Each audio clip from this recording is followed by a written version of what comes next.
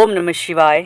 ओम नमः शिवाय। दोस्तों, आप सभी का बहुत स्वागत है और आपका बहुत आभार है। आप भगवान भोलेनाथ का आशीर्वाद प्राप्त करना चाहते हैं, और कौन प्राप्त नहीं करना चाहता ईश्वर का आशीर्वाद। उनके आशीर्वाद से तो इस जीवन में सब कुछ चीज़ें चल रही है।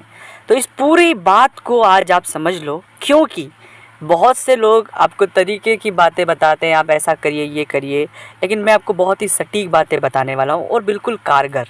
आप इसे करेंगे और आपको उससे फ़ायदा बहुत जल्दी होगी। उससे पहले आपका ये चीज़ें क्लियर होना चाहिए कि हम जो मनुष्य हैं वो ब्रह्म की उत्पत्ति है, और जो प्रकृति है वो शिव की उत्पत्ति है। इसलिए हम दोनों का कॉम्बिनेशन बिल्कुल अलग है। जब भूकंप आता है तो पहले पशु पक्षियों को पता लग जाता है, हम इंसानों को नहीं पता लगता है। जब भूकंप आने के बाद उसके जो झटके लगते हैं तभी हमें पता लगता है कि भूकंप आ रहा है। तो ये बेसिक सा एक उदाहरण है कि जो प्रकृति है वो शिव है और हम ब्रह्म की उत्पत्ति हैं। अब आप शिव की कृपा चाहते हैं, क्योंकि हम रहते तो प्रकृति के बीच ही हैं, इस धरती पर, प्रकृति पर, यहीं के साथ सज्जा में हमारा जीवन यापन होता है। अब आप सबसे पहली और महत्वपूर्ण बात जिस पर शिव की कृपा हमेशा होती है, जो मन से बहुत भोला होता है। और आप भोले हैं।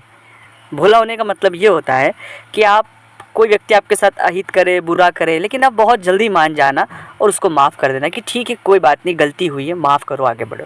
और ये जो भोलापन आप में है समाहित, यही शिव की कृपा है। क्योंकि प्रकृति ही एकमात्र ऐसी सत्ता है जो इंसान को हर बार माफ़ करती है। हम प्रकृति को कितना भी नुकसान पहुंचाते हैं, लेकिन वो फिर भी हमारा लालन पोषण करती है। तो ये भाव अगर किसी व्यक्ति में है तो उस पर शिव की अनंत कृपा है। अब यहाँ से प्रश्न ये भी शुरू हो जाएगा कि हम पर शिव की कृपा है तो फिर हमारे साथ धोखा क्यों होता है, हमारे साथ ऐसी चीज़ें क्यों होती है। ये होगा आपके साथ, इसे आप सहर्ष स्वीकार करें। और कोई भी व्यक्ति आपका बाल बांका नहीं कर सकता, क्योंकि प्रकृति आपके साथ है। जिसमें ये मनुष्य रह रहे हैं, जो छल कपट करेगा आपके साथ, हमेशा शिव आपको बचाएगा। लेकिन तकलीफ, हम भी ब्रह्म की उत्पत्ति हैं, चूँकि आप भी एक ब्रह्म की उत्पत्ति हैं। तो हम इस नकारात्मकता से इतने नेगेटिव हो जाते हैं कि हमें कुछ चीज़ें समझ ही नहीं आती। इसलिए प्लीज़ मेरा निवेदन है कि आप अपने शिव पर यकीन रखें, क्योंकि वो जो भोलापन है वो शिव ने ही आपको दिया है। तो ये सबसे पहला संकेत और सबसे पहला ईश्वर का आशीर्वाद। अब आते हैं दूसरी बात पर, जो बात शायद आपको अलग सी लगे, लेकिन इस बात को आपको बहुत गंभीरता से समझने की आवश्यकता भी है। लेकिन उससे बात से पहले एक निवेदन है मेरा कि चैनल को अगर अभी तक आपने सब्सक्राइब नहीं किया है तो प्लीज़ सब्सक्राइब करें। कमेंट्स में भोलेनाथ का कोई एक नाम लिखें, और अगर ये वीडियो यहाँ तक देखने के बाद आपको अच्छा लग रहा है तो वीडियो को लाइक कर दें, अपने दोस्तों के साथ शेयर करिए, और चैनल को ज़रूर सब्सक्राइब करके कमेंट्स में हर हर महादेव ज़रूर लिखें। हाँ दोस्तों, अगर अपनी कुंडली का विश्लेषण कराना चाहते हैं, जैसे जीवन में आप कोई तकलीफ़ में है, कोई परेशानी में है, आपका मन व्यथित है, आपके प्रश्न जो जीवन में चल रहे हैं उनसे आप परेशान हैं, तो प्लीज़ स्क्रीन पर नंबर चल रहे हैं, आप व्हाट्सएप पर आए, अपॉइंटमेंट ले, फिर हमसे बात कर सकते हैं। उसका फीस, उसका शुल्क लागू है। दूसरी बात है शिव की कृपा के लिए, वो है नारी का सम्मान। अब आप कहेंगे कि नारी के, हम भी नारी हैं तो क्या हम सम्मान नहीं करते हैं? देखिए, दो तरह के लोग होते हैं, एक सिर्फ मुँह से नारी का सम्मान करना और एक सच में नारी का सम्मान करना। तो जो लोग सच में नारी का सम्मान करते हैं, इसमें नारियाँ भी शामिल है, इसमें महिलाएँ भी शामिल है, उन लोगों पर शिव की असीम कृपा होती है। क्योंकि इस प्रकृति का संरक्षण जो है वो नारी के पास है, स्त्री के पास है। तो उनकी आज़ादी और उनका सम्मान हमें करना चाहिए। उनके विचारों का, उनकी आज़ादी का हमें विशेष सम्मान करना चाहिए और उनका विशेष ख्याल रखना चाहिए।